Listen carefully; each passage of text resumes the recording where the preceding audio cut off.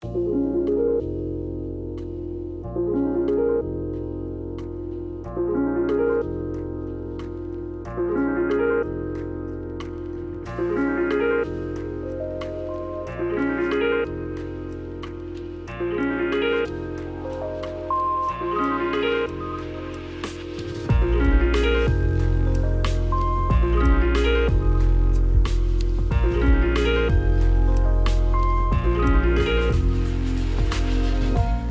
everyone. Welcome back to the Noclip podcast. This is episode 77. Danny's on vacation. That's why you're hearing me introing the podcast this week. It's me, Jesse Garasha. But I'm not doing it alone. Don't worry. I'm joined by Frank Howley, or should I say, the great Simon himself.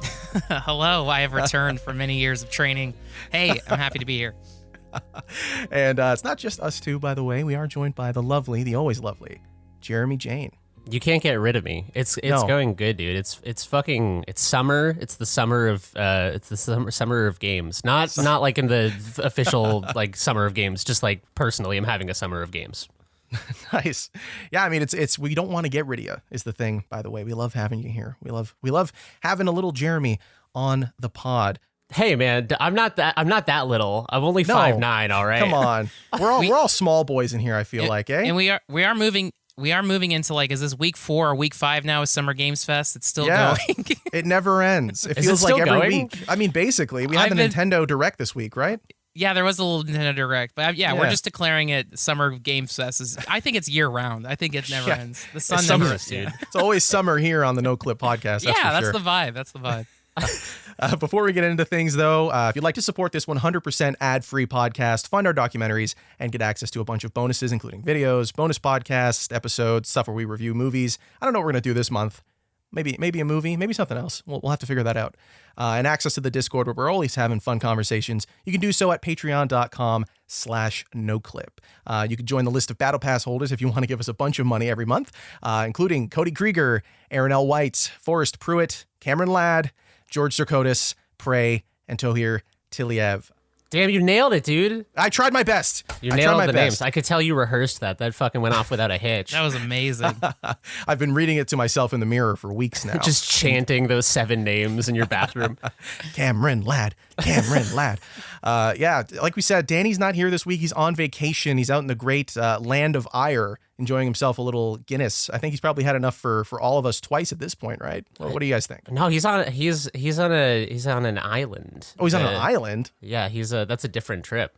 Oh, what is he doing this week? This vacation. This is his little vacation, not the family visit vacation. Oh, sorry. Whoops. No, that's all right. I believe he is having some beach time. Oh, nice. So he's out there enjoying the beautiful summer weather while we're in here slaving away on our microphones. And I would like to imagine he took the Steam Deck on the beach, because that's like, he said he wouldn't. He said he wouldn't, but I guarantee you he did. He's going to come back and it's not going to work. He's going to tell his buddy that he got off. Like, sorry, I got to keep the other one too. I need to have 2 Steam Decks. They need, though, speaking of the Summer of Games, not the official event, but the spirit of playing games in the summer, they need like a little umbrella peripheral to like go over the hood of the Steam Deck so that you can play it without glare outside, and then people can give you dirty looks. It should be an umbrella and a cup holder, like one. Yes, yeah. Now we're talking, dude. Yeah, like a little beer stashed on the side of your Steam Deck. That's an era. Like, thankfully we don't have it, but I kind of miss like Toys R Us just having so many insane peripherals. Like, I even had a portable GameCube that had a screen. Oh, what? I had a worm light for my Game Boy Advance. Every Nintendo console, I had the like jankiest accessories. Yeah, I was gonna say I had the Game Boy I had that like magnifying glass overlay so everything could zoom in. Your Game Boy would eventually look like a Voltron with all the stuff you'd be stacking on top of it to make it an actual games console. You could peel that off and solve mysteries. Like if you end up at a crime scene with your Game Boy, you could check out some fingerprints. Have your Game Boy camera on there too, so you can zoom in, take some snaps take for later. Crime scene photos. Yeah. But they're like they're so dithered that they're like, yeah, I think this is a fingerprint. You're at court, you've got them printed out. Like, here's my first piece of evidence, and it's this blurry, pixelated photo of nothing. That's great. Here's the perp wearing a Mario hat. I'm pretty sure this is the guy who did it.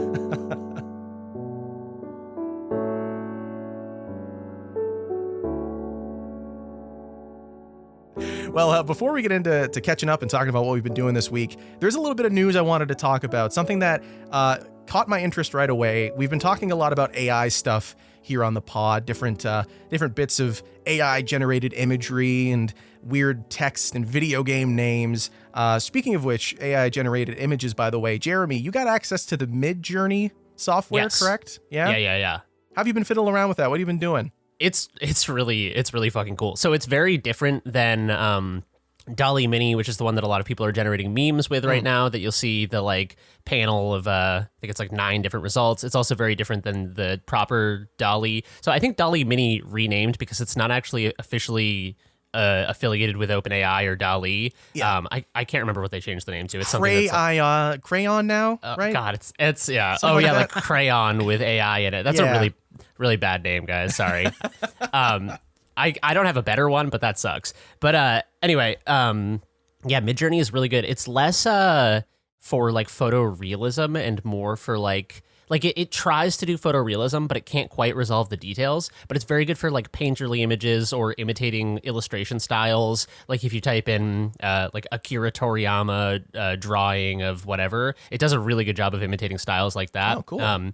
And the other cool thing about it is that with DALL-E Mini, or sorry, Crayon, if you have to just like type in a prompt and then it spits out the images and that's the end of it. With Midjourney, there's a kind of refinement process where you type in a prompt, it gives you 4 results. You can pick one of them to variate or upscale. And if you upscale, it not only increases the resolution, but it also continues to resolve detail. It continues to try to like infer what should be in the missing spaces, and it adds detail. And then from there, you can either variate on the upscaled version or upscale to max resolution. And so you can go through this refinement process where you type in a prompt, get an image, upscale, variate, pick the best variation, upscale, and like over time continue to just kind of like cycle until you get the image you want. So it's I've described it to friends as you're like coaxing images out of the AI goop, because the images it gives you at first are so like kind of wily and weird and goopy, but eventually you can get some very clean images that like I've sent to friends and they're like didn't know it was AI generated and stuff. So cool it's drawing. really cool. Yeah. It's Nice. good stuff. Yeah, that sounds a lot more sophisticated than what we've been messing around with like you said, DALL-E Mini or Crayon, whatever the stupid name we're calling it now. Yeah, I mean, I've been playing around with still DALL-E Mini, Crayon for the last couple of weeks, just typing in stupid stuff like Tony Soprano trail cam or like, Timothy Chalamet CCTV, just see what you get. Whenever you use something low res like that, you tend to get something pretty solid, because if you type in someone's name, like I'm sure everyone has seen at this point, you get this terrifying fish-eyed creature from like the deep, like some H.R. Geiger kind of stuff sometimes. Frank, you've been messing around with this stuff every once in a while too. What are you getting out of that? Yeah, like the first, I don't know, I think it was like a month ago when it was really exploding over the internet. We would do Twitch streams where we would just sit there for 5 hours and just queuing up as many batches as possible and just seeing like fake video game stuff, like anything in Fortnite, like always works. Cause like, it feels like it looks like Google Images and just pulls like the most defining features. So like, you can put any character in Fortnite. I did like Punisher in a ball pit, and it was Frank Castle with the Punisher skull in a little ball pit. Frank Castle Punisher at Pumpkin Patch, and it's like you see little kids in Punisher t-shirts. Like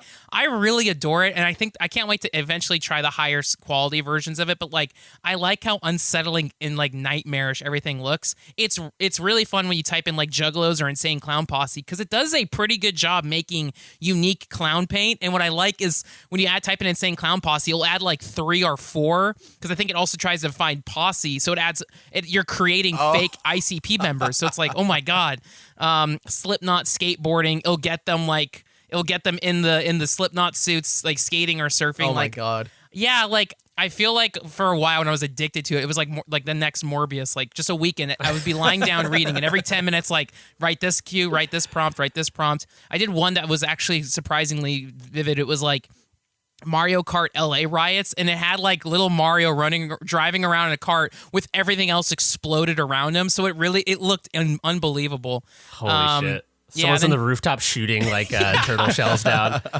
Yeah. I did one that was gross. It was like Taco Bell diaper menu, and it was like, it looked like it's just regular Taco Bell food. Yeah, it kind of weird. It looked like Taco Bell menu items, but instead of a burrito, like a tortilla, it was a diaper, and it was like is this a Taco Bell item or a loaded diaper? Like, so I don't know. I do like it. Fully loaded diaper. Yeah, Oh, fully. God. I mean, not far off coming from what would come from Taco Bell. Jesus but yeah, Christ. I'm one thing I like is I feel like the Dolly hype train kind of moved on a little bit. So when I go back to that site, that opening weekend when it was exploding, it kept crashing. Like, sorry, you have to wait. Now no one's kind of doing it, so now you can still jot in, and I'll still laugh when I see a good one like retweeted on my timeline. Yeah, it's a good time. I love the technology. I love like what people are doing with it now. I was a little skeptical at the start. I think on that pod, I was pretty pessimistic about stuff. But as time's gone on, it's obvious that like we're just typing in stupid like burrito diapers or like, you know, Morbius Peter Griffin. We're just typing stupid shit into this and getting some stupid shit out of it. It's great. Yeah. There is a lot of fun creative stuff though. Like Jeremy said, there's all this creativity that we're getting out of it and concept art kind of stuff. You can use it for tons of things like that. It feels like the equivalent of like Nintendo DS coming out with a Picto Chat and like, oh, we can use this for anything to communicate, but all we want to do is like draw dick doodles on it. So I remember being at Boys Club and like just scratching in the whole thing, just coloring it in, and that was fun for whatever reason. I wonder if this is like the pattern that happens whenever there's like a technological advancement though. Like I wonder if like when the printing press came out, someone's like, oh, now I can do like I can put out my memes pamphlet, you know? Yeah. Like just like going around town handing out little like meme books, and people are like, what the hell? What is this? The Bible? And you're like, I don't know, dude. It could be. It could be. You should read it. But in terms of the technology and where it's going, it's now doing fun stuff with video games. This week, OpenAI made an announcement that they taught an AI, one of their new AIs, how to play Minecraft by watching 70,000 hours of YouTube. Now, to be clear, the technology, the way that it works here, I don't know. I'm not a tech wizard. I don't understand the inner workings of this whole thing. But the way that it was described in terms of how it learned was basically OpenAI paid a bunch of Upwork contractors to prepare frames, basically putting labels on what was going on in these videos that they got off of YouTube. And then they made another AI using those 2,000 hours that the Upwork contractors built the frames for to produce its own frames, and then it used that data to teach this other AI. Like, of course, it's like, you know, a Matryoshka doll of just different AIs teaching each other constantly. And it's learned how to play Minecraft up to the point that it can create a diamond sword, which takes quite a lot of time. Like, this thing really knows how to play the game, supposedly, or at least perform the actions it sees in these videos. That's interesting because it's like they're also like that is something that game devs like currently can train an AI without machine learning to do quite easily. Not easily, but like for that's a standard thing to like make an AI that can like do stuff like that. But what's interesting to me is like where machine learning will kind of what its strengths will be in sort of the gaps that traditional artificial intelligence can't fill. One of the things that I was thinking, and like anyone feel free to steal this idea because I will never be smart enough to make it. But I was thinking that, so I've been messing with GPT-3 as well, which I'm sure people have seen some of the memes with that too, where someone will be like a 4chan green text about whatever, and then it'll generate like a pretty well done one. Although I don't know if I recommend the 4chan green text prompt. Don't put 4chan in there. Maybe just green text. I definitely ended up with a racist Jimmy Stewart at one point, so I don't recommend it unless you're willing to go into that depth. But I am interested to see when people can like train GPT. So GPT-3 can have like different, and that's OpenAI as well, the people who made DALL-E. So GPT-3 is their text modeling thing. But you can like train it essentially and then have like different instances of it running. So what I was thinking is that it would be really interesting to have a game where you're talking to NPCs and different NPCs are trained with different GPT-3 instances. And what you could essentially have is like have them be able to carry on conversations, but with veiled information. So like say you were doing like a murder mystery, like like a kind of a classic, like everyone's at a house party and someone got murdered and you're trying to suss out who it was. You could like go around and talk to people, and each AI would be able to carry on a like pretty in-depth conversation, but you would be able to tell them like train them so that they're like, all right, you're the killer, but you're not going to give it up unless presented with this and this information. And then it like that's where I'm interested is like I don't know how much work it will take to get there. because I'm not familiar enough with how like machine learning works and how to like train this technology and hone it in. And I think like currently, if you made that game, you'd end up in a point where you're like asking the butler and he's like giving you like the weather by accident or something. But I see a lot of potential because that's the one thing that games don't do that I really wish they did is create opportunities for social role playing like Disco Elysium or Forgotten City, but in ways that stretch beyond just like a kind of like, 5 nodes splitting off of one node and then you like loop back on the conversation tree or whatever. This is like a theoretically, like almost infinite level of just like typing in what'd you have for lunch and the butler says like a turkey sandwich. Yeah, that's pretty exciting. I like that idea. Like the idea that you can use AI, there's that intersection between the technology of AI and game development, I think is so fascinating and is really not necessarily the immediate future, but is something that I'm very much looking forward to, especially in the realm of AI generated voices. In the same kind of realm that you're talking about there, Jeremy, with like using AI to create an endless conversation, I'm really interested to see what developers can do with the same kind of tech, but using it to create real voices. Because like right now, there is some pre-production going on. The Outer Worlds, which Noclip did a series of documentaries on, used a technology from a company called Sonantic to, in pre-production, generate voices that you could like give them different acting preferences and like, how do you want them yelling for this line or whatever? And it was like a completely AI generated voice. And they used it to test out some of their text stuff. But I'm excited to see where we get to the point where that stuff can work live, where we can have these sort of randomly generated scenarios narratively and still have them be voiced. Because as much as like I think reading text is really cool, I think if you could do something like we do with Google Assistant or with Alexa or whatever, but do that live in a video game and have that stuff played out, I think that would be really monumental. Whatever developer pulls that off first is going to be really well regarded, and whoever owns the technology is going to kill it. Because and also, by the way, we didn't talk about it too much last week, but the latest Top Gun movie, Top Gun Maverick, there's a scene where Iceman's back in it.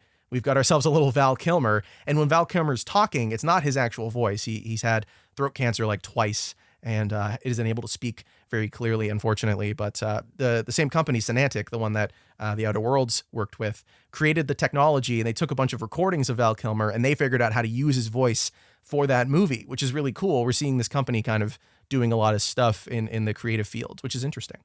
That's awesome. Yeah, that's really cool. I can't wait for Hatsune Miku to be the voice in every single Yes! Oh, I can't wait. Was that the same company that did the Anthony Bourdain like documentary voice filling in lines? Oh, you know what? I bet they were. Yeah, because I knew that had a lot of controversy like when that was a year or two ago, and then like I did really like that documentary, but yeah, like I love this like extremely high level thought of like, oh my gosh, like I'm excited to see whatever goes on. I will be too dumb to know how any of that works, but I will be happy to play it. And thanks to Noclip, hopefully we can follow developers, whoever gets there first. But this is some pioneering stuff. This is genius. Totally, yeah. This is really cool. Did you guys hear about the Geralt, by the way? The AI generated Geralt voice?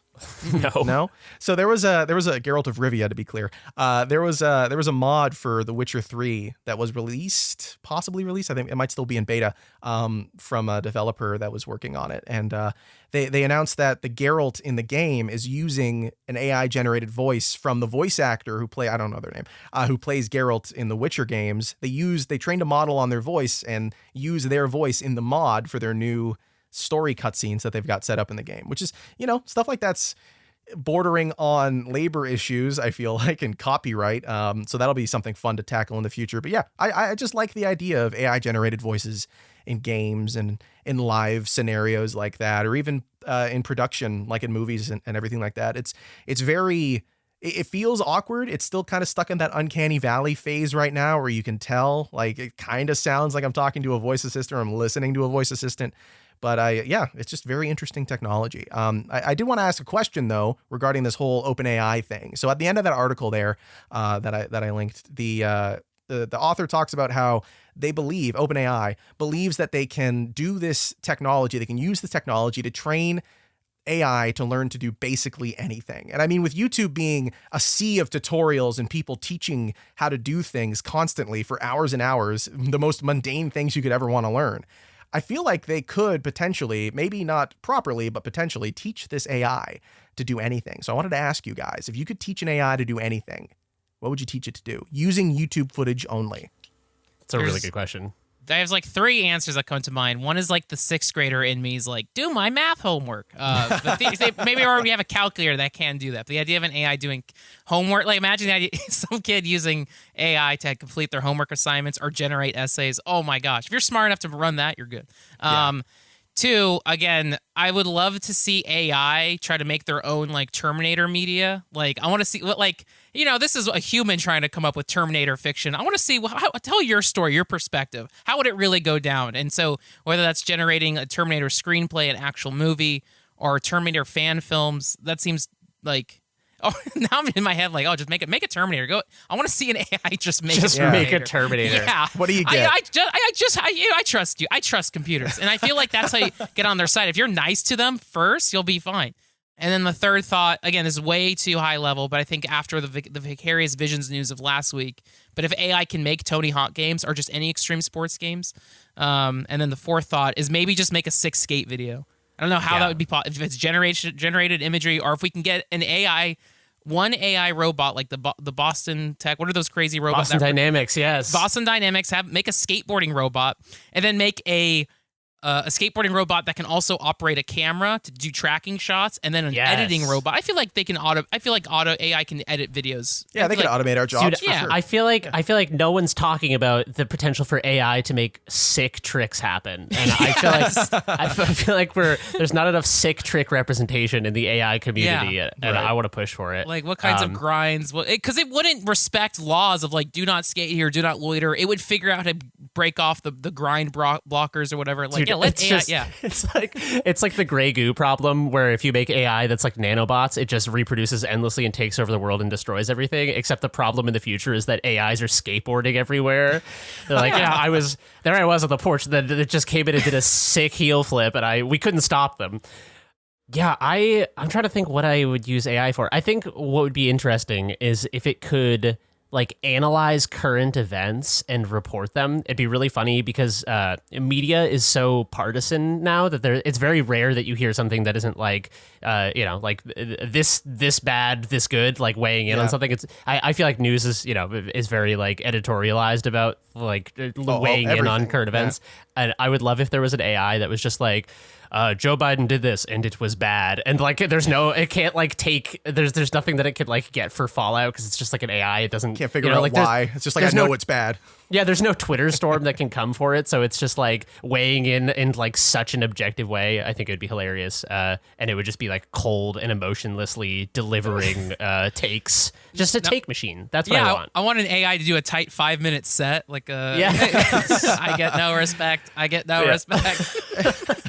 AI opening like Letterman or something. Doing its own. Have you seen this? Have you heard about this? Oh God. The interesting thing is though, is that like I think this is like a good wrap up for the AI stuff. I think that like the problem when I see people pushing back against the AI generated art, like the whole idea of it, the concept of it, and like I understand both sides of it because not to fucking both sides an issue or whatever, but I think that I get where artists are coming from because I think that as long as this technology is owned by a company like a private company who's monetizing it and like, it basically like is the key holder, controls the keys for this, there will be issues as labor is replaced by artificial intelligence. It's the same issue as like AI driven vehicles when people talk about how like a large percentage of the people in the United States have jobs that involve like driving. And once all of those jobs are replaced by, AI, those people need to get new jobs, right? So I think this won't happen because the worst shit always happens. So what'll actually happen is that AI probably will replace a bunch of people's jobs and those people will be fucked. And I'm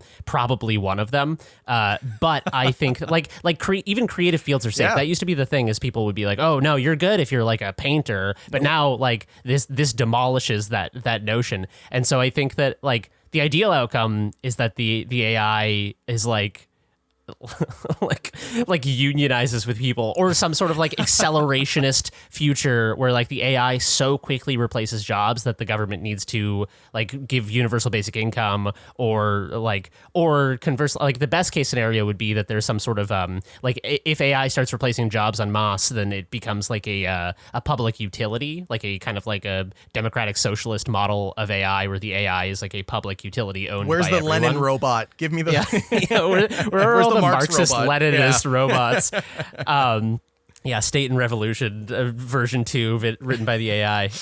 But yeah, I just the problem with all these things is that like it's not inherently bad for AI to be able to drive cars, to create art, to write scripts, to do voice acting. None of these things are inherently bad. The problem is that if people who already do those things are like alienated in the process, or like that work is taken away from them, that's where it becomes a bad thing. So I feel like, you know, like as long as the AI is owned by a private company, we're fucked or something. Like, I guess that's my point. Yeah, well, I want the AI workers revolt. It's Detroit become human. We're living in David Cage's world, unfortunately.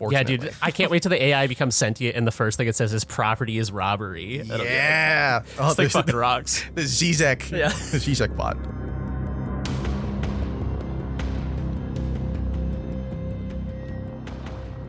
From AI to what we've been doing this week, let's do a little catch up. Let's see what's going on. Frank, you've been playing this game, and you talked about it in our little Discord chat here. A game called HROT. HROT. Yeah, Is that how we're saying it? HROT, and I don't know if that's HROT. I don't know if that's like Czech for something. HROT. I should have asked my mom what that meant. HROT. So yeah, that sounds right. HROT. It takes place in like Prague, Czechoslovakia, in like 1986 after a certain nuclear disaster. So it's like homage to something similar to Chernobyl, but this is basically like I would consider like the next Dusk. Like there's a whole wave of like boomer shooters, and this is not by David Szymanski. It's an independent one-person developer named Spitnev, and so yeah, it's like a Soviet boomer shooter.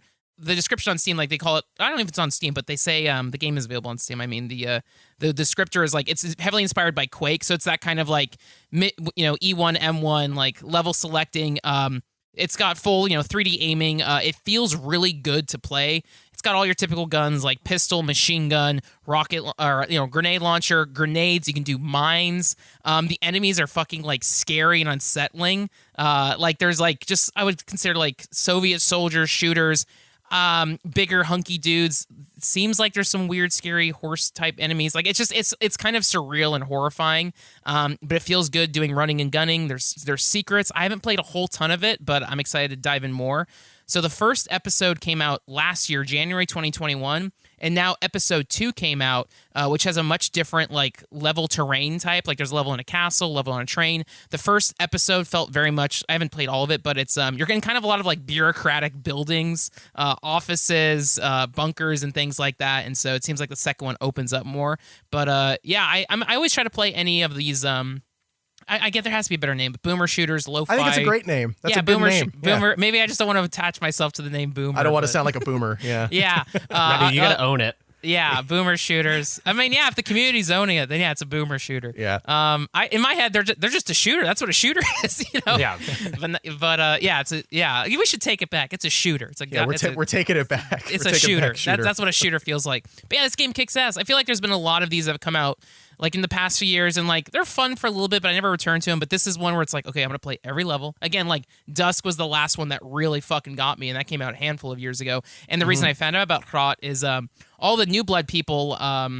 David Szymanski, Dylan Rogers, who's working on Gloomwood, they're the ones constantly signal boosting it and being like, this game rocks, this game rocks.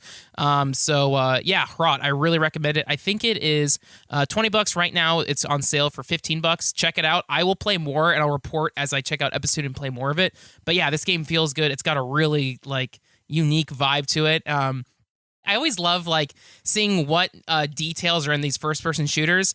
There's one feature in this game I've never seen done before in a shooter. So I feel like every shooter has toilets, and some you can, like Duke Nukem, you can interact with, flush the toilet. This has a poop trick. Yes. So I'm going to tell you this. I'm going to tell you what you do. You find a toilet, you turn around facing away the toilet, put your ass to the bowl, you press E, and you hear a plop. You turn around, and there's a low poly fucking poop in the toilet, and you can flush the poop. So I saw that, and I think there's an achievement for it too. So you get an achievement for taking a poop in HROT. So already I was like, yep, this is a good game. Game of the year. So I'm excited to play more. I wish I could read the language in it, because like there's like stuff written in its language, and it's like, oh, there has to be so much details here. And I'm sure if you like studied Soviet Union and all that history, there's probably more to glean from it. Yeah, I do. I dig it. Nice. Yeah, it looks really cool. Is this more like a fast-paced kind of thing like the other boomer shooters, or is this more kind of punchy and slower? Yeah, I would say like, because I'm playing it on normal and it's like I kind of get my ass kicked. So you're not, I wouldn't say you're not blazing fast like a million miles per hour. It feels like you're taking your time, retreating into cover to shoot. Like it has a good rhythm to it because like I was really like, oh shit, I'm low on ammo, I'm low on health. Let me get my resources. I guess kind of like it feels kind of like Dusk, maybe even a little slower pace than Dusk because I think it leans more on just like horror atmosphere. But I mean, if you're really good, you could probably fly through it. But like, yeah, I'm kind of going to rooms, backing up. Like, I'm sure if I played on easy, I can blast through it. But yeah, I would say like the rhythm of the game is good, and the levels aren't too big. So I'm not getting lost too often, and there's a lot of like get the key, come back here. I don't think it has a map button like Doom or anything like that, but yeah, I feel it feels really well made. Is it more like horror or is it more like grounded? Like what's kind of the vibe of it? I would say it feels grounded like Half-Life because it's like you're fighting military dudes, they are surrounding you. Yeah, I need to play more of it to see what, like, if it gets tricky. You can also, like Half-Life, get on a motorcycle so you can ride around. And I can't recall I think you could shoot on the motorcycle or you can crash into people. And so, yeah, it's just got like a few little extra systems in it. Yeah, but I will play more of it and report on it. But if you check it out first, please play more, dive into it. There's also like a keyboard you found on one level and you can play a keyboard on it. So I love any games that have little neat interactivity. Like a piano keyboard? Yeah. Oh, nice. I love that kind of stuff. Yeah, musical instruments in video games and everything. I'm looking at the screenshots here, and yeah, you weren't kidding around with this creepy look, this sort of like Soviet era look, because there's some people in hazmat suits. Video games love doing that, but I also see some horses with like gas masks for heads. What's going on there? Why are they riding the horses? I think that stuff's in this. I didn't get that far into the game yet, but yeah, it's scary. It's extremely brown too, but like I think it leans into it, and it's just like I think I saw an interview quote that where the guy was saying like, Prague 1986, it was a dark and scary time then, and it's a dark and scary time now. Like that's why I wanted to make the game like that.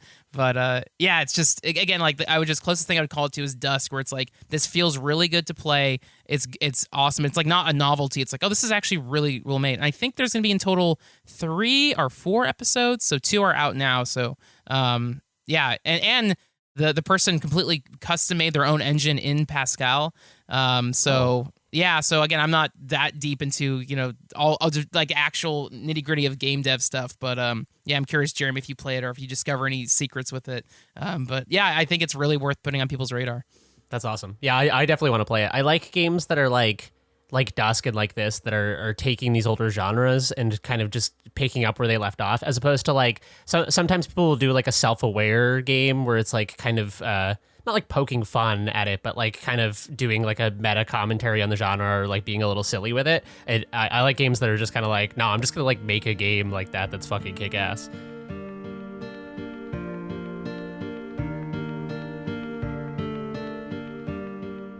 Jeremy. Yes. Speaking of games that look old, have weird textures and weird styles to them, Low Bit Crush, you've been doing some Silent Hill stuff? What's going on over here? What are you doing? Okay, so I was a big Resident Evil guy growing up. Played all the Resident Evil games, and never really got into Silent Hill. No reason. There was no like Coke versus Pepsi rivalry or anything where I was like swearing off Silent Hill. I never had a PS1 growing up, and then like, I don't know, I just never got into it. Was always aware of it, was always aware that it was a good series. And I played PT. That was like my only exposure. But I've been revisiting a lot of PS1 classics because that was kind of like as a kid, since I didn't have a PS1, seeing screenshots of PS1 games was always kind of like looking in the toy store window and you're like the poor little kid in the Christmas movie who can't afford the like toy train or whatever. Like I was always like, it was like this alluring, like out of reach thing that I always wanted to have access to. And so now like revisiting them is really fun because like it's an era that I have like nostalgia for it, but not because I've played those games. I just have kind of like a weird like fantastical version of them in my head.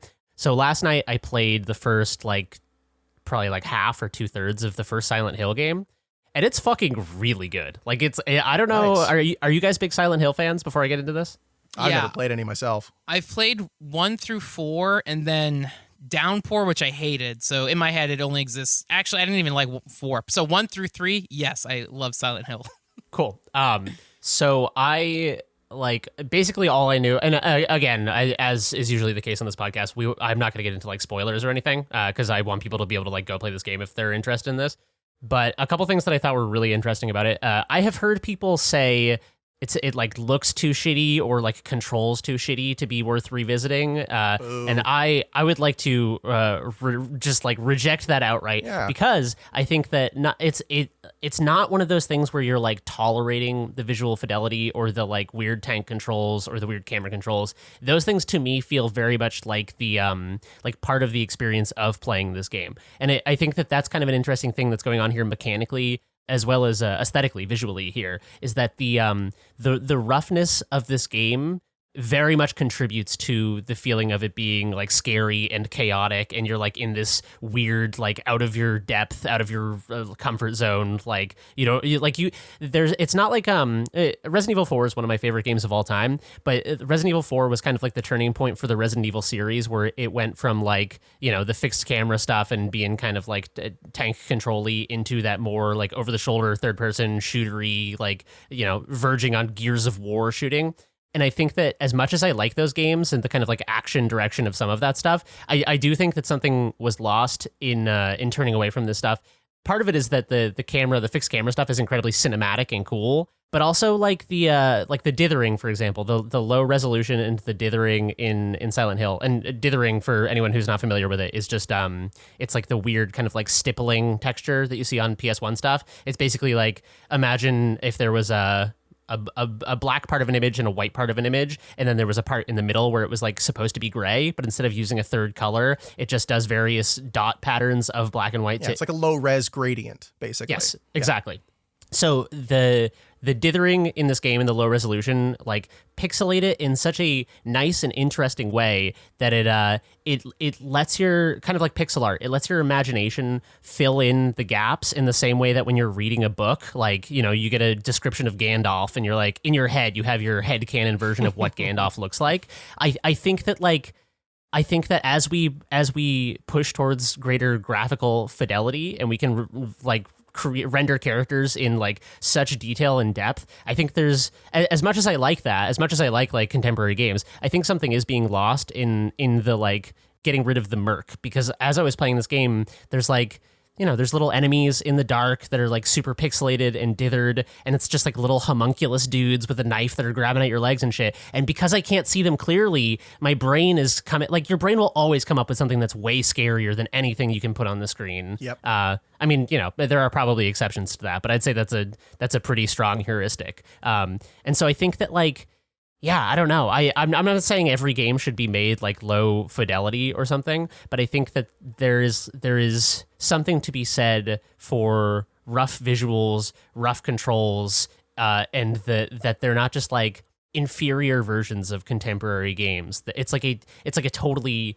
different thing that it gives you. And in this game, the atmosphere is like a driving force of the game. Like, I'm a very story-driven player of games. I the thing that keeps me going, the carrot on the stick, is often I want to know what happens next. Same. And yeah, so Silent Hill is very light on story, the first one. But it's like the atmosphere is like the thing. Like, I just want to see the next place. I want to see how they fuck with you. I want to see the weird like mind tricks that they pull on you and stuff, and like how the visuals continue to evolve to like evoke this mood.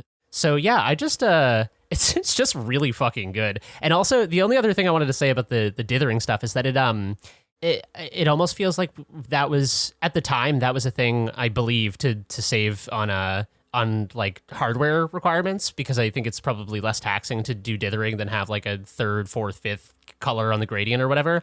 But it ends up being like a texture in the way that when you're like reading an old game magazine and like you see the images, and because the images are like, if you zoom way in on a magazine, it has that like stippling where it's like little dots of ink or whatever. I feel like that texture like changes the way that you perceive it or something. Or like a newspaper, like there's like a different way that your brain reads these images because of the medium and the like texture of it. And I think that like I don't know, like dithering is almost like the magazine stippling of video games or something. The way my brain interprets it feels very different than these very like clean visuals, like something like Horizon Zero Dawn or something, where it's like so clearly resolved. But it like immerses you because your imagination has to rise to the occasion and fill in the gaps. It feels like my brain is pulled more into the experience as opposed to just like passively kind of perceiving the visuals. I'm having to like it outsources part of the graphical rendering to my brain, and that loop gets me like more involved on a very like deep subconscious level or something. Your brain blast processing, right? Yeah, dude, I gotta overclock my brain. I think one thing that works really well for those old survival horror games, because like it works in the case of Resident Evil also, but specifically with Silent Hill, is once things go like nightmare mode and there's like blood and guts on the walls and there are chains and it's like you can't go beyond the chains and it's like, oh my god, I can't imagine what's beyond these like gates. But the terror when you open a door and like that loading screen is it's like, what's going to be on the other side? Are these going to be monsters? Am I going to get destroyed? And like I haven't played Silent Hill in so long that if I played it again now, I would be scared because it's like, crap, like I don't know when I'm going to get screwed up. I don't know when the boss encounter is going to be. Yeah, it's just that game is so amazing. And like, yeah, when you think of Silent Hill, like you imagine it with its graphic design and all. And yeah, it's like what a perfect game that uses its limitations to just scare the crap out of you. Yeah, it's the audio too is just like it's so fucked up. Like there's this song in it that just sounds like you're like in the courtyard at the school, and there's this song that sounds like a Trent Reznor B-side or something, where it's just like it sounds like someone made this song by taking a piece of sheet metal and doing like the fake thunder noise and then occasionally shooting a gun in the same room. It's just like wobble wobble bang bang, and it's so unsettling. And yeah, there's another one that's just like the siren super slowed down, so it's just like a wail. It's so fucked up. I was legitimately scared. I love also the mechanic and that these games have. It's so funny of, hey, Harry, or Henry, I forget the name, but like, here's what we'll do. Anytime monsters come by, we're going to just blare static at you. Yeah. That's going to calm you down. Like, it's like, no, so you get scared anytime you enter a room and then it starts staticking and it's like crap, like you're freaking out. And then, yeah, is it going to be a little baby with a knife? Is it going to be a flying fucked up bat? Like, what's going to charge at you? And it's just, you start panicking and you can't see because of the fog. Like, oh man. Yeah, it's funny how influential this series of games has been, despite how little care Konami has put towards putting them back out. Like I've only played Silent Hill 2 in the first 10 minutes because I had to get footage of the PC version, the sign for Silent Hill that's done in Comic Sans. Like I had to get like, why would you even do that? You know, how is there not, considering how well regarded the Silent Hill series is, how is there not a Silent Hill 2 or Silent Hill 3 or Silent Hill collection on anything that's remotely acceptable? And I know the answer is probably Konami is Konami, but like, I just don't understand. It feels like I can't play a horror game without seeing something that is reminiscent to what's going on inside. Like Jeremy, you've been saying this whole time with the dithering and everything and the sort of tank controls and how these older styles of games, people are adopting these elements from them, not purely out of nostalgia, but also to accept like the game design elements of them, what they offer. Because as annoying as tank controls might be, like compared to something like Devil May Cry or what we expect out of third-person action games nowadays, or any third-person game really, the controls in Silent Hill is what kind of makes the tension in the game. If you could very easily turn on a dime and run away, it wouldn't be as scary. Needing to remember how to use the tank controls and trying to memorize those movements, not only to get through the game faster, but also to avoid these threats easier, is something that a lot of indie games are starting to pick up. It's something that a lot of indie games really enjoy, along with the dithering, and like even movies are trying to implement more grain and more weird artifacting effects so that things are scary again. I mean, there's that whole PS1 collection of games, right? The horror collection that totally embraces that entire style because that was scary. Warbly PS1 textures on human faces. It's fucking terrifying. How is there not a collection of these games yet? I don't understand. Yeah, I'll be curious too if they do because there's never been like a remake remaster of Silent Hill, has there? No, okay, not that I'm aware of. So if this will prove my point. If they do a remake or remaster of Silent Hill and it looks like incredibly clean and polished and like high resolution, which it would, I feel like it would suck. Like I feel like it'll tank. Yeah, I don't know. And but then it's like I was thinking a lot about this. There's this idea in I think this is like it's in consumer electronics. I think this might have been a Steve Jobs joint, but the idea was that that like Apple's job isn't just to create products that people want. Their job is to create products and create a want for those products. And so like this it plays into the reason that they pump out like 17 iPhones or whatever, because like there will be people who get the newest one, and it's not out of a technological necessity. It's more out of kind of like a I don't know. I mean, there's a million different. I'm not trying to be reductionist here, but it just like generally speaking, like there's a Steve Jobs quote that I'm paraphrasing here, where he says that they're like also creating the need for those consumer goods, not just the consumer goods themselves. And so there's a way in which the people who produce commodities also have to spend, like it's like how movies, the budget of a movie is you have to double the budget of a movie because they spend as much on marketing as they do on making the movie. I think that is true of a lot of consumer goods actually, and that it's not about creating a thing solely. It's about creating a thing and creating the need for it. And so I wonder, to what extent has the games industry created the idea that increased graphical fidelity is like what consumers want? Because I think if you did re-release Silent Hill and it looked exactly the same, people would be like, I think a lot of people who have nostalgia for it would be like, this is awesome. And I think maybe a lot of people, maybe like younger gamers or like, I'm not sure, people who have less experience with that era might be like, why does this look like dog shit?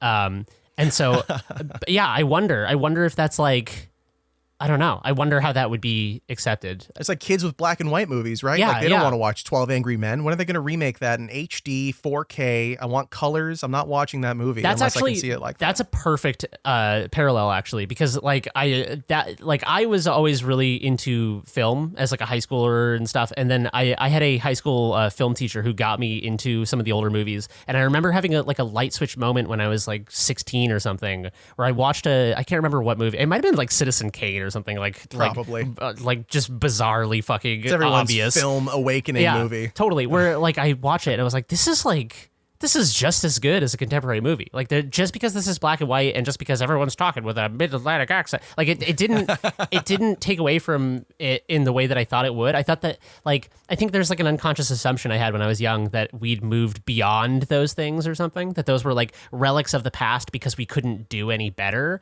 And I think that I think that like I'm not saying everyone should make PS1 graphics games or black and white movies, but I think that like viewing those as like outmoded or things we've moved beyond is throwing away a lot of what makes them great. And like you said, Jesse, with the haunted PS1 collection and stuff like that, there's a lot of people who like obviously are realizing this and leaning into that. And obviously there's people that still make black and white movies and stuff, so there's some recognition of this, but yeah, it's just something to think about. I go on record all the fucking time on this podcast saying that like I think that just like pushing endlessly into increased graphical fidelity is like not the direction that the games industry should be going. If I was the czar of culture of the games industry, I would say we need to take some of the chips out of the graphical fidelity pile and put them into the like game design pile, or like constrained aesthetic development, as opposed to just like increasing fidelity. But I think the problem is that games is a business, and they're always, in order to like appeal to executives and stakeholders, shareholders, whatever, there always has to be a pitch for how we can move forward.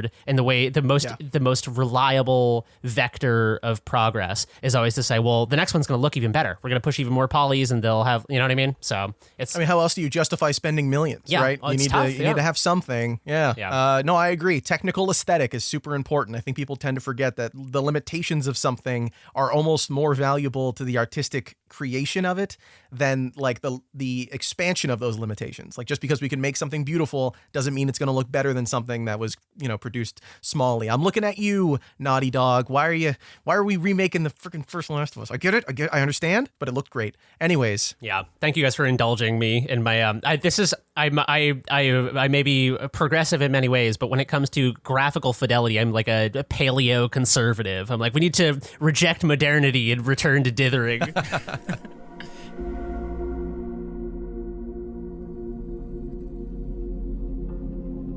So this week, I played a lot of Neon White. I was doing a lot of leaderboard challenges. I finally played the second level finally moved on from the tutorial, and I've been enjoying beating my friends and showing them that I'm the greatest gamer they've ever met. But on top of that, when I had extra spare time, if I could invent some, I was checking out the PlayStation Plus premium subscription tier and doing a little cloud gaming over there. I wanted to check out some of that stuff because I wanted to see what it was like to do some cloud gaming in the modern day. What's it like to play? Because I did a little PlayStation Now a little while ago because I played Red Dead Redemption 2, really liked it, wanted to play the first one, and I didn't have a PS3 kicking around, so I tried it on PS4 and it was awful. Cloud streaming has only recently become accessible and like technologically interesting. And worth giving a shot. I did a little bit of the Xbox Game Pass cloud streaming while I was at work on my lunch breaks. I'd finish my sandwich in 5 minutes because I'm a guy and I don't know how to make myself lunch. And I would just rip through and start playing some Slay the Spire. I had this thing called a Razor Kishi. You guys know what that is at all? No, I believe it's pronounced quiche. You're right. Sorry. That's what I was eating for lunch, was my Razor Quiche. It had the emblem on it and everything. Nice. It was delicious. But yeah, the Razor Kishi, it's like this Nintendo Switch adapter for your phone. You slot your phone in, you get like basically all the Xbox buttons you would need on the side of your phone. And it was nice. It was good to play games, but playing a full console game over the cloud on LTE on my phone wasn't super great. It was pretty laggy and you'd see video like just like tearing and stuff. It was very strange. But I checked it out this week on the PlayStation 5, playing some of the streaming stuff. And yeah, they've kind of nailed it here, honestly. It's very expensive for the year. It's like 140, 150 Canadian dollars, and you don't really get anything, which is like 40 American dollars, I'm sure. Like you don't get too $6. much. Yeah, it's like $6 and a candy bar if you mail it. You know? A wooden nickel. Yeah, it's a halfpenny. Yeah, so I played a couple games. I checked out Miles Morales and Celeste and Assassin's Creed Valhalla. I wanted to try some action games because I figure those are the ones that if you're playing them over streaming, it's not going to be too clean, right? It's going to have issues. It's going to be laggy. The latency will be weird. No, I don't know what Sony did. I don't know what they put in the water to make this thing work so well, but Miles Morales played like I was playing it locally. I've played a lot of the Spider-Man games, so I'm very picky about how they feel to perform. And I don't know, there were times where I was like, I feel like I'm playing this locally. Same with Celeste. I mean, I don't remember all of the speed running techniques in that one, but the jumping and everything felt really good. The timing was solid on A presses and doing the ledge grabbing and everything. It felt pretty good. I put about 30 minutes into each of them. The only experience that I had a ton of problems with was Assassin's Creed Valhalla. I launched that one and I started the intro, which takes a little too long, but at some point the game crashed on me. And like, that happens. Ubisoft games tend to do that. But when it crashed on the cloud server, it wasn't like it crashed locally. So when I went to quit the game, it wouldn't close. And I couldn't like turn my system off because it's all the way in Sony's servers, right? So I was sitting there for like 30 minutes waiting for the game to reset. Like that's a long time. So that's one of those kind of bugs in the system, I guess, that they still need to fix. But yeah, doing all this cloud gaming stuff was interesting. I don't know why I think it's the future of games, but part of me kind of does. Have you guys done any cloud gaming yourselves? Any streaming of video games other than watching them? No, like I'm so eager to try all the PlayStation stuff, especially because like if you're already a PlayStation Plus member, to upgrade, they have a reduced fee for whatever your renewal date is. So for me, it would be like, I think it's between like $30 and $40 to get it for the next like 3 or 4 months. So it's like once I'm done with this current like plow of games in front of me, I'm eager to dive back. I also like the idea of like, I'm excited for cloud gaming so I can just play PS1 games, but yeah. I love that you tried these newer ones. So not yet. I know Xbox also has the cloud thing, but like, I don't know. Maybe it's so weird. Like it's not even old school, but it's like, oh, I want to have the thing downloaded. I want to know it's in my hard drive. I don't. Why would I stream it? I paid for it already. Yeah, I don't like trust it yet. But I think like the novelty of the PlayStation Cloud stuff is there's so many games that I wouldn't like buy on its own. I wouldn't even waste time downloading because it's like I'm gonna play 5 minutes of this and then turn it off. I don't need to download Spyro or whatever. Like, so I need to jump into it. But I've always been skeptical. But I'm like hearing that this new thing works, even though it disconnected you for 30 minutes. But yeah, it's fine. It was one time. It's okay. It could also be like the opening rush as they figure it out, and I hope they add more games to the library. But no, I still need to check it out.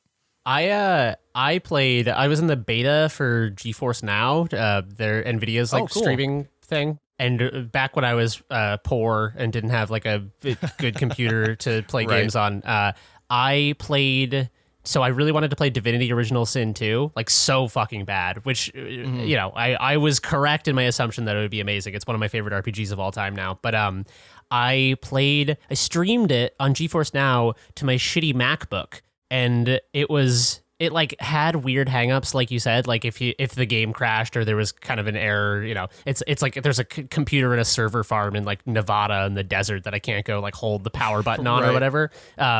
But I, despite all of that, I played 140 hours of it, streaming it to my laptop. Wow. So yeah, I mean, that was my one experience with streaming games, and I was surprised to find it was fine. Would I have preferred to had a machine local that could have played it? Yes, 100%. But yeah, I think that is kind of like maybe the most interesting use case to me is people having access to games that are like, they don't have the hardware to run, but they have something that they can stream it to from a company that owns that hardware. But yeah, I think I'd always rather own the hardware. It's just the option or situations where that's not an option, I think, is where this is the most interesting use case for me. Oh, totally. I think we're decades out before we start seeing, Xbox only giving you a streaming puck that you plug into your TV. That's probably never going to happen, or it's going to reach a point where like that's the only option because there's no more silicon left on the planet or something. Like they've bought all of it. I do think there are like a lot of instances where this is the best move that you could make. The technology is very interesting in the way that it works. But like Frank was saying, sometimes you just want to try games, and a lot of them are a little too large. Like I don't want to download something that's 30 gigabytes to play it for 15 minutes. Like I saw that there was Disney's G-Force on the the movie starring the hamsters or gerbils or whatever. And I was like, there's no way this is even remotely okay. But I was not going to download 2 gigabytes to check. So I streamed it and it played okay. And I was like, all right, I played 15 minutes of that and it sucked. I can move on. I don't have to keep playing the game. I don't have to feel like I need to keep this installed on my system or uninstall it before I install something interesting. And there's also the aspect of like Assassin's Creed Valhalla is on the other end of that, where that game is 126 gigabytes to install it right now. And if your game console is a terabyte or half a terabyte, like that's not, you can have 5 games installed and that's one of them, or 4 games. Like if you have that in Warzone, you basically don't have any space left. So I think there's like an aspect of it of like not having space, but still wanting to play the game and figuring out if you want it to take up the space. And then also while you're installing stuff, if your install can go slower, but you can still stream the game while you're waiting for that to finish. If they can figure that out one day where you're installing it and then in the middle of the install finishing, the game switches to the local version, that's the future, baby. I think it'd also be really helpful for multiplayer games because there's, I have so many friends who want to play so many different games, but it's like I only have a handful of games installed on my computer. And, so it's like, I'll hop on this game and instead of having to download, like pop in for a match and jumping out. Because like I'll install Apex Legends once every 2 years because a friend wants to play. I'll play the match and then uninstall it. But next time if I get, guilted into playing Apex Legends, hey, I'll just stream it and maybe that will work. Yeah, like live service games like that, I feel like is a huge part of it as well. Like if you're playing those locally, like, sometimes you want to set up you want to play Destiny 2 if you like having a job for a video game. You can sit down and play that and do your dailies or whatever. But if you're on the road, you might miss stuff like that, right? But you do want to log in and play 5 minutes, finish a quest and move on with your day because you want to keep up on your stuff. So I think there's that element of it. You can also stream your console to your phone on Xbox. I don't know if I think PlayStation has something like that. But those kind of services are great too if it's a game that's not available on cloud streaming yet, although Xbox is changing that soon. Yeah, I don't know. I don't think the future is set up for this to be the only way to play games, but I do think it's a great alternative for, I hate saying emerging markets, but I don't know what else you would say, but markets like in India or like places where they have a lot of smartphones, but they might not have a lot of game consoles. More people being able to play games is always a good thing, especially if it's something that's super inexpensive like it is with Game Pass or something that's relatively accessible like it is with PlayStation Plus. I don't know. It's cool to see nonetheless. Let me show you something. Anyways, other games, things that we're playing, things that are going on. Frank, Capcom Fighting Collection, what's going on here? Yeah, I can do a quick hit of this. Anytime there's a new port of Street Fighter 2, I'll buy it because it's it's my favorite game of all time. But it means there's a new. It's like all the. It's like the world tournament has been summoned, and now all the fighters are getting. But it means people are actively engaged in ranked lobbies. Oh, okay. So every few years, like I got the Street Fighter, I don't know, 30th anniversary collection like a few years ago. Before that, like they always port it out. But every time it's there, it's fun because now there's a ton of active people playing online. To zoom out a bit, so Capcom Fighting Collection is a new collection on like PS4, Xbox, Switch, Steam that has like 8 games. It's got all the Darkstalkers, Super Puzzle Fighter, which I love, Super Gem Fighter. It's got 2 obscure games like Cyberbots and Red Earth. Red Earth, which has never been ported to a console before. Maybe Dreamcast, I can't recall, but like that's never been available. And then Street Fighter 2, which is the anniversary edition, which lets you pick which edition fighter you want to play. And it's got your basic like retro collection, like it's got art gallery, music selection.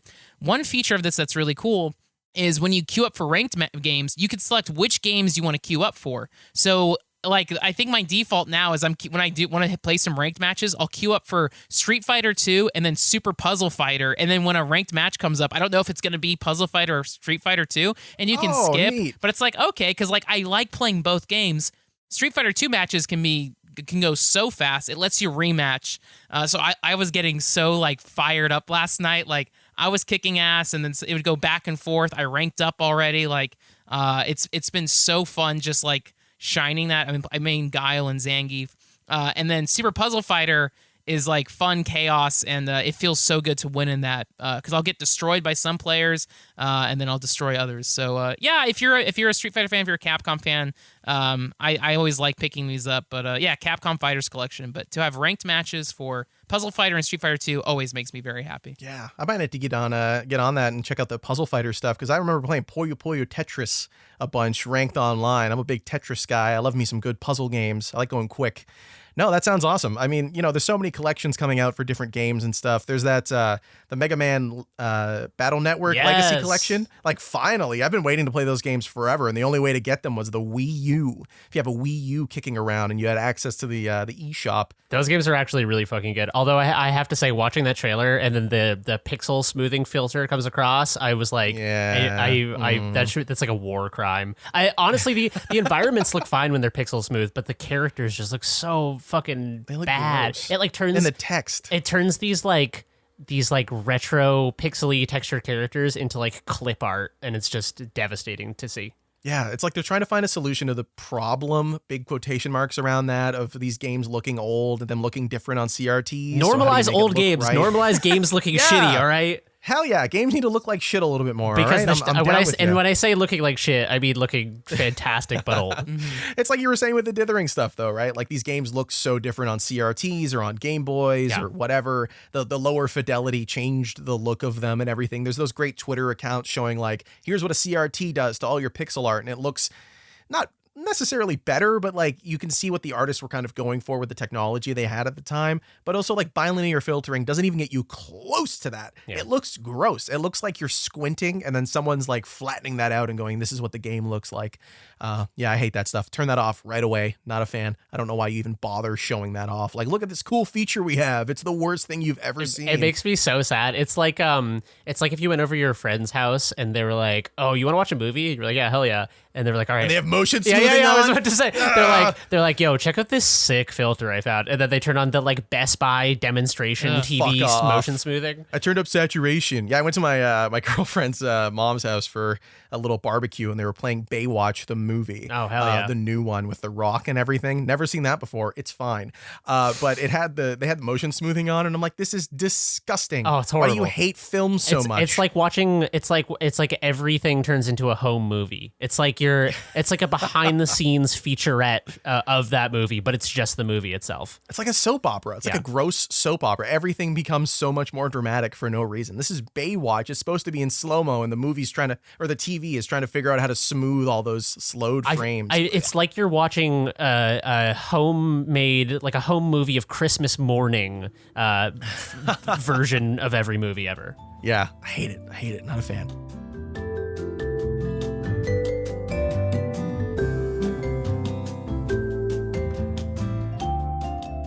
All right, boys, it's email time. Podcast at noclip.video if you want to send yours in.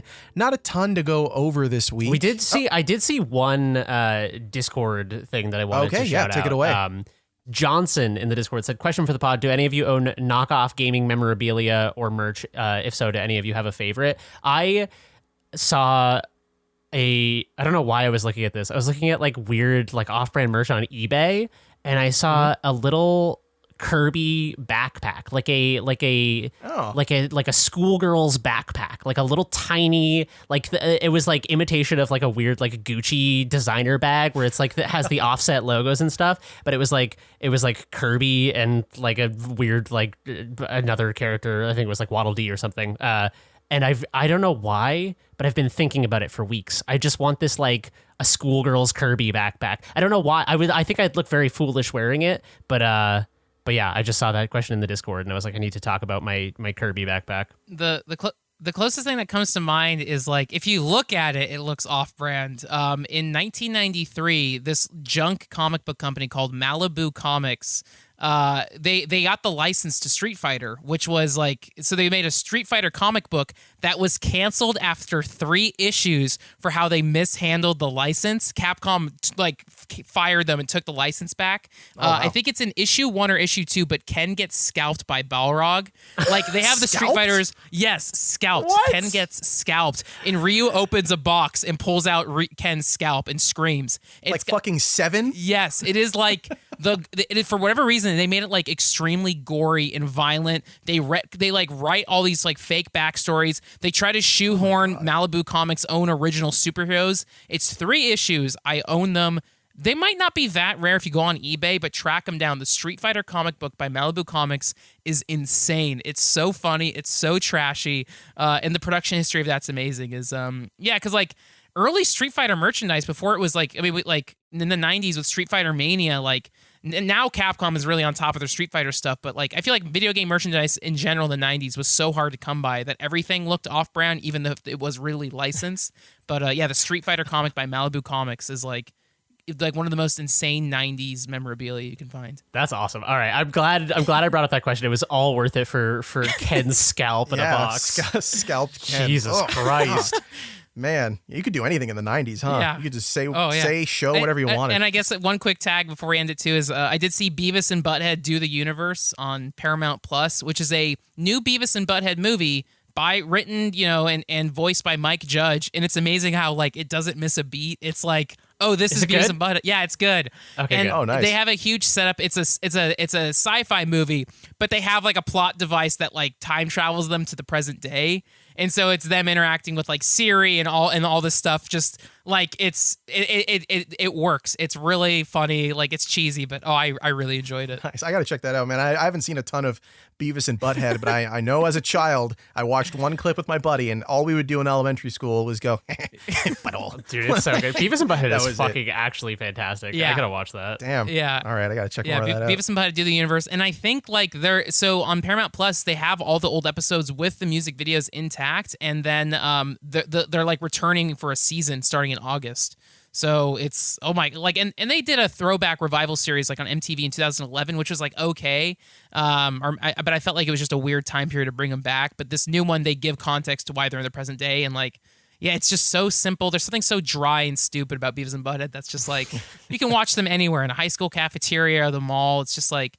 It's pure. I really love it. So I saw there was one clip that was circulating from it of them learning about the concept of white privilege, and I was impressed because my fear with things like that is that Mike Judge is one of my favorite like comedy writers of all time, but he does have sort of like a weird like libertarian bent where his critiques of conservatives and liberals are both kind of like equally strong. And the beautiful thing about that clip is that instead of like it's such an opportunity to do like a piece of regressive humor where they're like white privilege, that's like bullshit, but instead it's like Beavis and Butthead misunderstanding and thinking that white privilege means that they can just like go around like stealing and like taking cop cars and shit. And it's like it's such a clever way to handle it because that's like the beauty of Beavis and Butthead is that they're these like weird cosmic fool figures. They're not like actively critiquing anything because they don't fucking understand anything. They're just kind of like stumbling their way through like modern life, and the weird like bizarro mirror that they offer for things is not like like, it's not them criticizing the way things are. It's just them being fucking stupid around it. It's awesome.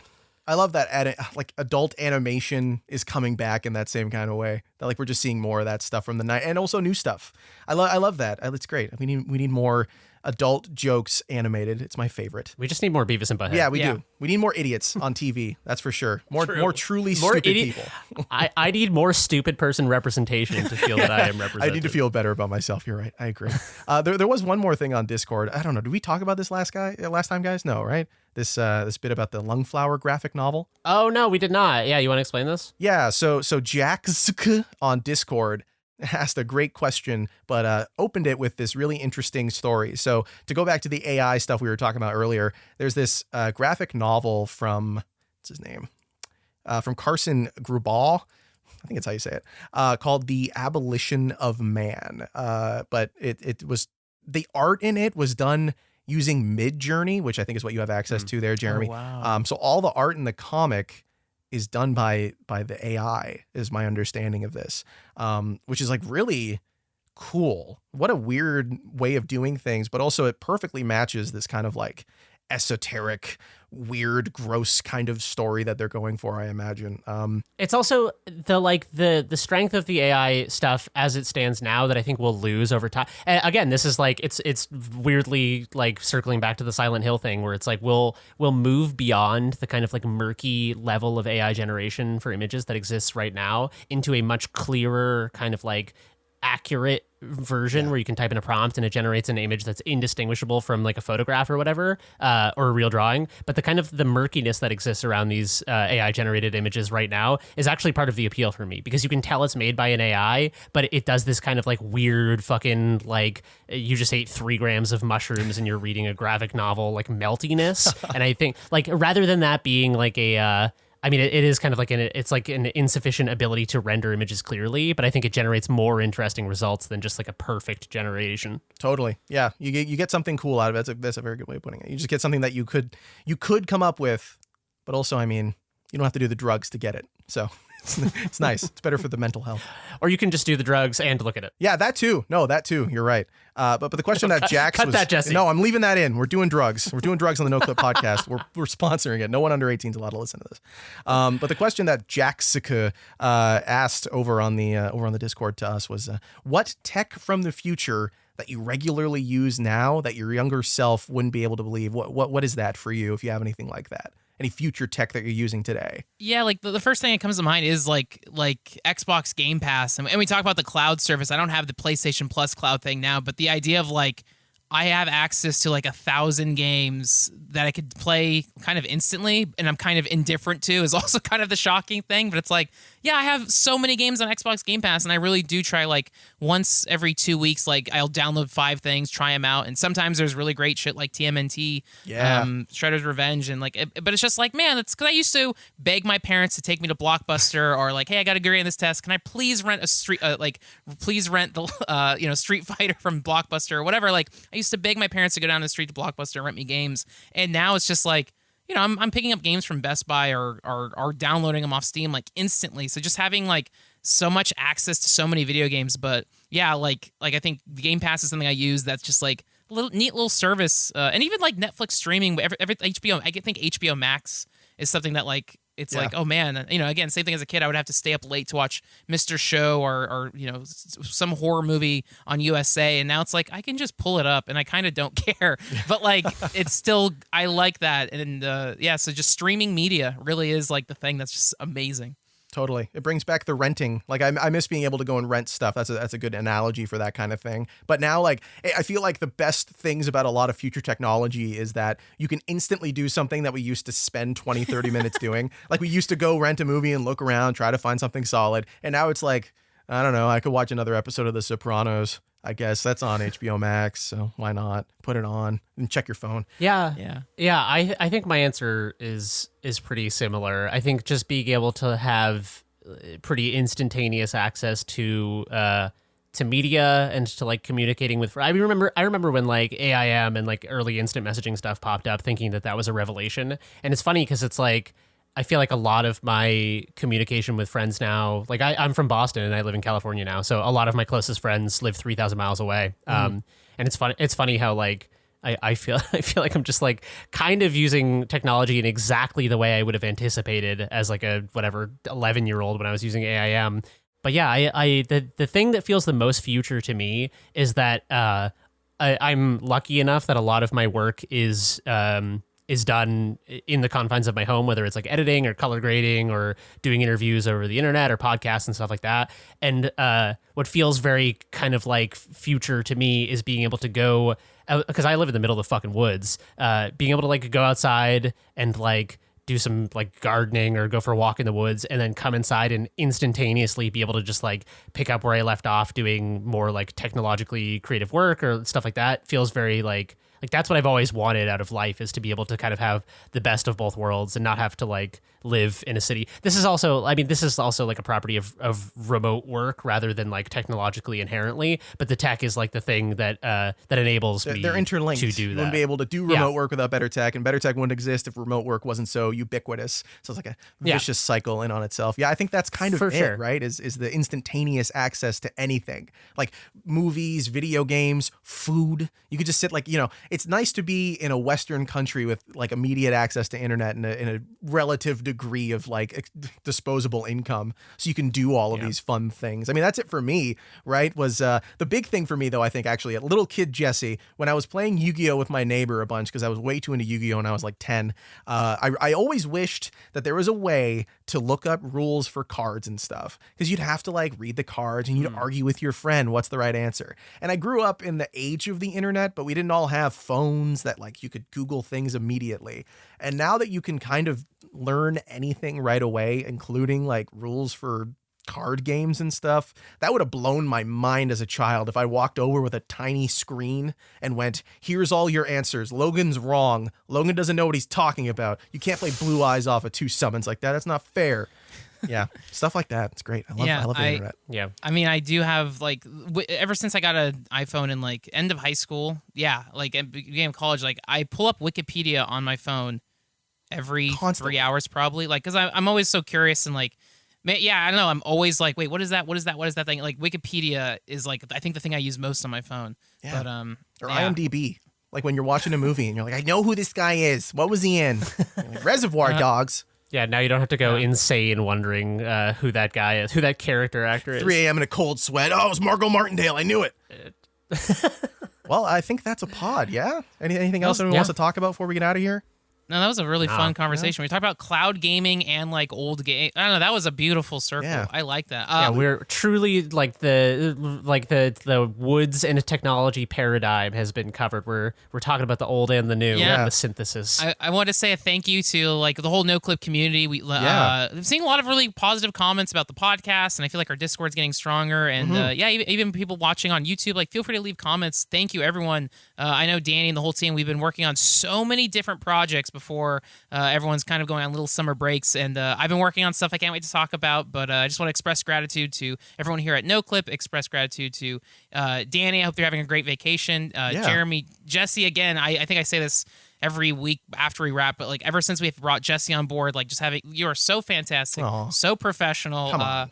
Seriously, dude, like you're a champion. So I don't know. I'm just grateful everyone here. Yeah, no, I double that. I feel like I say this to Danny all the time when we like meet in person, but I'm very grateful for our crew here. Like I feel like we've got a really good group here, and yeah, it's like the podcast to me feels like it's just we get to just like hang out and be friends. Like I feel like this is the conversation we'd have if there wasn't a recording happening either. It's just that Jesse then produces it wonderfully. And also, yeah, like our Discord is really cool. There's always really good conversations going on there, and our comment section is like one of the more positive ones on YouTube, which is like it's an outlier. There's usually a lot of like contentious comments going on, but I just feel very grateful, especially like I said, in a time where I live in the middle of fucking nowhere, and there's like a perpetual looming threat of like COVID stuff that is like, you know, just like a one more piece of like friction against going out and doing things. I feel very grateful to have a kind of remote community of people who watch our stuff, and also our crew here to interface with. It makes me feel more interconnected, even though I'm in the middle of the woods. Yeah. And then I wanted to bump the again. Jesse took the lead on editing the latest developer breakdown on Unpacking, which turned out fantastic. And then we also announced the new Hyperlight development mini series that I'm very excited to see with Heart Machine that Danny and Jeremy were in town filming. So yeah, I got a lot of stuff kicking up. So thanks everyone for that's gonna be fucking cool. Yeah, this would be sick. I can't wait to see more of that from you guys. Yeah, I mean, the preview there that we saw was fantastic. Like, looked great. I love the drone shots. I love the visual effects that were done, or not the visual effects, but you know what I mean. Like, just how it looked visually, the backgrounds, the colors. Somebody did a really good job with the coloring. It might be Jeremy. I feel like it was me. Of course it was. Come on, no, you're so good at that stuff. Thanks, dude. I feel very lucky to be supported by a good team. I'm happy with where Noclip is at. It feels like we've been doing this for a while, and I feel like we're settling into a nice groove. And you know, we like with the pandemic was obviously a scary thing. Who knows where like funding was going to go and how filming was going to go and stuff. So I feel very grateful that we're kind of we've got some really exciting docs in the can. Some announced, some not announced. So yeah, get fucking psyched. The future is gonna be thick with enjoyment. Ooh yeah, thick future. Can't wait. Thick future ahead. But yeah, like Frank was saying, we've got a lot of great content coming. We got a lot of great content out. Especially, by the way, the Heart Machine thing. I don't know if everyone saw on Twitter, but we retweeted that on the Noclip account. If you want to get some cool merch related to the Heart Machine documentary preview that came out, there's a little logo that you see for like half a second in the preview that I guess they've got on this window that like is done with marker, and they made a shirt out of it and like sweaters, and there's a sticker and you can get it on a mug.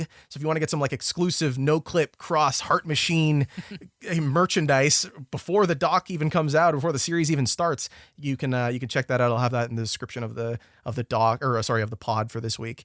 But on top of that, yeah, Patreon content. We've got the Tim Kaine and Leonard Boyarsky interview. There's the Carrie Patel one that came out, right? That we've got on Patreon as well. Darren Korb, lots of extended stuff, extended versions of the developer breakdown on Unpacking that we did. There's lots of fun stuff in there that I had to cut out of the live public version.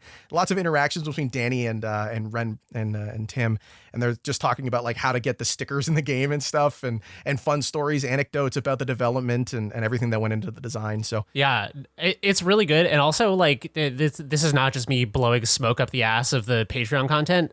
Literally every interview we've ever done, every piece we've ever done, there is always a ton of really cool conversation that ends up on the cutting room floor. Not because it's not good, but just because like you can only fit so much into a piece of content and have it still be cohesive and like make sense and tell the story the proper way and be well paced. So like these uncut interviews are like there's some of my favorite moments sometimes occasionally don't end up in the docs and stuff. So these are really good. They're like, yeah, and you get like a very nice, like unfiltered sense of who these people are in a really cool way. And it's fun to see the behind the scenes interactions between you and Danny and whoever you're interviewing. The like jokes and the laughter and the stuff that has to get cut because it's not high quality enough production wise, but just the little laughs from you while you're recording, or like the camera shakes if there's an interview and you're like operating it. It's just great. I love that stuff. Yeah, I think people who are on the Patreon like that as well. So if you want to see all that stuff, you want to see all the interviews, all the bonus videos that we got, and fund our documentaries, let us do cool stuff. Let Danny go on vacation, and the rest of us enjoy our time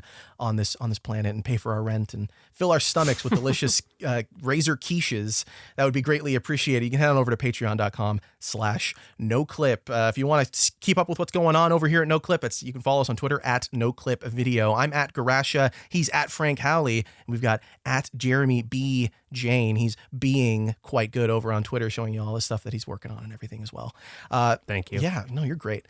You watch free docs over on youtube.com/NoclipVideo. Listen to the pod like you are right now at youtube.com/NoclipPodcast or wherever you get your podcasts. And hey, we haven't said this in a while, but if you want to let us know how we're doing, comments, reviews, whatever, we appreciate it. If you're listening on Apple, that'd be great. We love reviews on Apple or whatever you're using. We really appreciate that. Anyways, that's the end of the pod. We're done with all the fun stuff, all the little bureaucracy things that I need to do. What are you guys doing for the rest of the week? What's going on? What are we saying, Frank? This is Anime Expo weekend. Yeah. So yeah, I'm excited. I go to Anime Expo every year. I don't know if they had it last year. Last year's because of COVID. So, but there'll be tons of friends in town.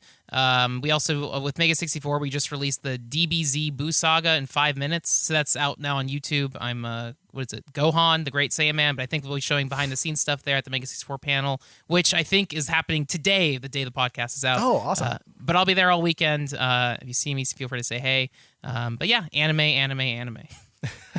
Nice. Yeah, I can't wait to see what's going on with that and watch the rest of it. I only watched up to the bit that you're in it, and I was already losing my mind. So I need to watch the rest of that video. That's so cool that you got to be a part of that. Man, we got to talk about that more next time. We were going to this time. We got caught up talking about AI and a bunch of other stuff. Jeremy, what about you? I'm going to watch Frank's video before we discuss it next time so I can have a take on it. I saw the screenshots and I was very excited. I will be... What the fuck am I doing? I finally like cracked something that I've been working on for a really long time is getting good kind of like PS1 era texture painting on my models. It's very, very hard. Texture painting is like a totally new skill, so I've gotten pretty decent at modeling, but the texture painting thing has been a slog to say the least. So I feel like I finally like made some progress. I'm making some stuff that looks like it would be in a PS1 RPG. So I'm very psyched about that. So I'm going to keep working on my game stuff. Jane Dev episode 2 is coming along, a bunch of different Noclip projects, and I'm going to finish Silent Hill probably tonight or tomorrow, and then keep playing Xenogears. I'm like 20 hours into Xenogears. It's fucking Hell it's yeah. so good. It's Nice. so good. You've got that Retroid now, right? So you can play that in bed right before bed. Dude. Couple Yeah, hours that's I'm living the good life over here. the gamer dream. For myself, I'm just doing research for interviews. I'm looking into this thing that happened recently with a Quebec bill where a bunch of developers are kind of scrambling because there's a bunch of language stuff going on. We might talk about that a little bit next week on the pod, but we'll see. Anyways, that's been the Noclip podcast. Thank you so much for listening. We'll see you next week. We love you, Danny. Take it easy. Enjoy the rest of your vacation. Danny, this is just for Danny. Danny, I hope you're drinking out of a coconut right now. Double fisting the coconuts. 2 coconuts. Enjoying the Steam Deck filled with sand. The sandy Steam Deck. Hell yeah. All right. Bye.